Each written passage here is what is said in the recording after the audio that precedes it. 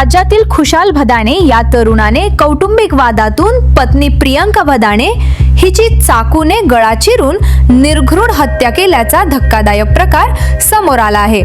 हा तरुण इथवरच थांबला नाही तर पत्नीची हत्या केल्यानंतर त्याने स्वतः आत्महत्येचा प्रयत्न केला आहे। दरम्यान पत्नीच्या आक्रोशामुळे ग्रामस्थांनी भदाणेच्या घराच्या दिशेला धाव घेतली होती।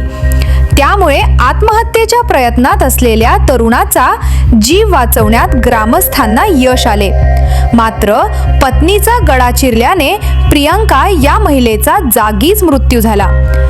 जळगाव जिल्ह्यातील पाचोरा तालुक्यातील जारगाव येथे पहाटे 5:30 वाजेच्या सुमारास घडलेल्या या थरारक घटनेमुळे खळबळ उडाली आहे। या घटनेची माहिती मिळताच पाचोरा पोलिसांनी घटनास्थळी धाव घेत पंचनामा करून महिलेचा मृतदेह पाचोरा ग्रामीण रुग्णालयात हलवला असून हत्या करणारा तरुण खुशाल याला ताब्यात घेतले आहे। खुशाल आणि प्रियंका हे पती पत्नी मूळचे छत्रपती संभाजीनगर जिल्ह्यातील सोयगाव तालुक्यातील निमोरा या गावातील रहिवासी होते। गेल्या 2 महिन्यापूर्वी ते जारगाव येथे वास्तव्यास आले होते। खुशाल हा तरुण मिस्त्रीचे काम करायचा, मात्र पती पत्नीमध्ये कायम वाद होत होते।